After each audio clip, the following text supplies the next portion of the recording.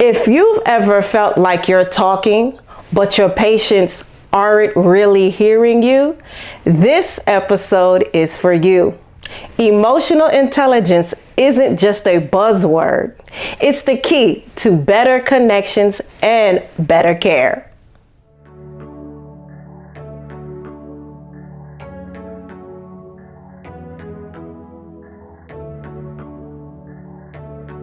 Hi guys, welcome back to Rts Share Tea, where respiratory therapists live out loud. With me, your host, Linda Fry, the Asthma Lady. Yes, welcome everyone. Welcome to anyone new.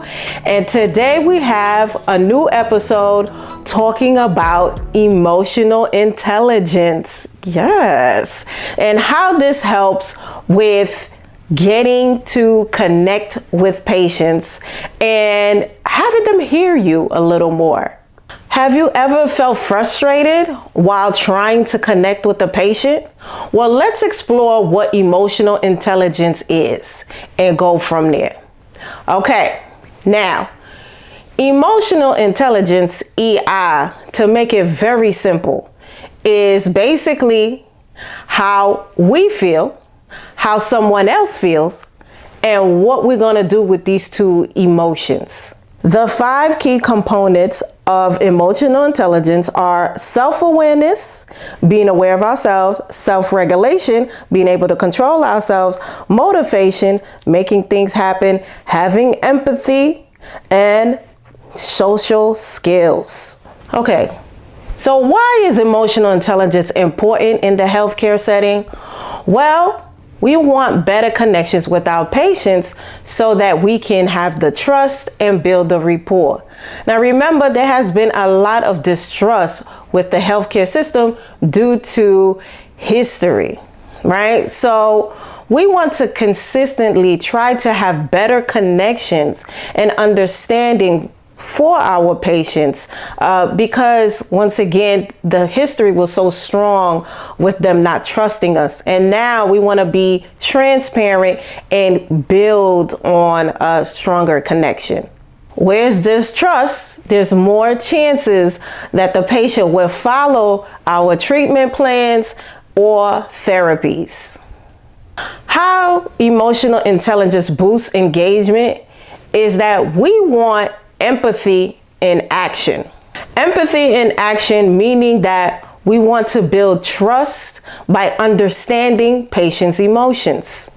We can do this by active listening, where patients can open up to us more by them seeing that they are being heard. Patients open up when they feel heard. Also, we have to know how to manage our own emotions. Staying calm improves patient interactions. And we want to remain on this flow to continue to build rapport with patients, because this is ultimately what's going to lead to those open dialogue and having a chance to influence our patients to do the right thing and increasing their quality of life. Here are some practical tips to improve your emotional intelligence as a healthcare worker. Pause before reacting.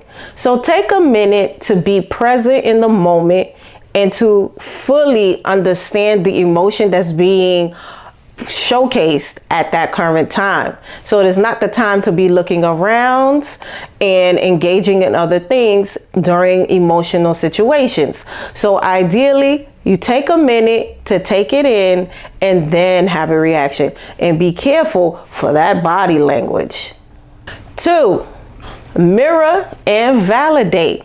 So reflect the patient's concerns. And you do this by using similar words that they are using, and then try to offer a solution after mirroring. 3, ask open-ended questions. Open-ended questions engages patients to be open into a dialogue with you, right? So it's not just a yes or no answer. So you can say something starting with sympathy with empathy, starting with empathy. Well, I'm so sorry to hear that the treatment plan isn't working out with you. And I hear your concerns is that you don't feel like it's working. Well, what would you want to try instead? Hear what they have to say and then give them some options. 4, practice mindfulness, right? So you want to practice just being present in the moment. Once again, when you're dealing with emotional situations with patients, that is not the time where you want to be looking at things around the room. Sometimes we get very distracted quickly because so much is happening around us in the healthcare settings, whether it be a hospital or in a doctor's office. It might be a lot going on, but try your best to practice mindfulness. 5, try role playing and getting feedback from your team. So try to create scenarios of situations where you can deal with emotional intelligence situations with patients. And so this way you can see from different perspectives how you would react in these situations. And this is a great way to train, to have your team engaged in an activity together. Okay, so for example, as far as role playing, well, actually, let me tell you a real situation that happened to me. So as a respiratory therapist and an asthma educator, one day working in pediatrics, I had to provide asthma education to a pediatric patient in the inpatient unit. So I had to go to the patient's room. This was a teenager. Right? So, yeah. And so I went in the patient's room to provide asthma education. And while I was actively doing my thing and pouring my heart out, the teen was on their phone straight while I was talking. And this used to, it used to make me, not so happy because I felt like I'm trying to save your life. But we have to understand that in those settings, the patient wants to go home. And so they might just be over it. So what I try to do is just have empathy for them coming from trying to take a walk in their shoes. They don't want to be there and they want to go home. And now here I come having to give them asthma education. And this is probably the thing that's stopping them from going home. You know, because most likely the order comes in prior to them leaving to get education, right? So not the best time to be to get a patient engaged in something like asthma education. So the tip that I give often is to have empathy, and you can make a statement like this, like, hey, you know what? I can tell that you're over it. And I get it. You want to go home. So this is what we can do. I'm going to get you out of here. Let's work together and review your asthma action plan and your medication, your inhaler technique real quick so we can go home. Does that sound okay with you? Okay. So you could get some buy-in. Right? And then from there, you could go right into your asthma education and do only the important stuff before they go home. All right. So just knowing emotional intelligence is about knowing how to read the room.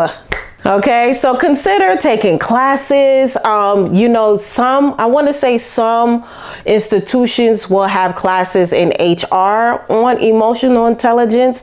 If you don't have that, you can also consider doing some self-learning and watching YouTube on emotional intelligence or taking additional classes. I've taken classes on emotional intelligence and watched a lot of YouTube videos on how to improve my emotional intelligence. So know that this is not something that you are just born with. It is a skill that you can build over time. All right, guys, I hope you learned something here today. Why don't we try one of these strategies this week and see how our interaction with patients look from there? And give me a DM me, hit me up, let me know how your experience is with, or let me know another time where emotional intelligence played a big role in your interaction with patients. All right, let's continue these conversations. Yes. All right, guys. So remember, we are here every Wednesday on most podcast platforms, and we are on YouTube on Thursdays, and we are growing together. There is so much more to come. Thank you so much for being here with us, and I will see you next time. Bye.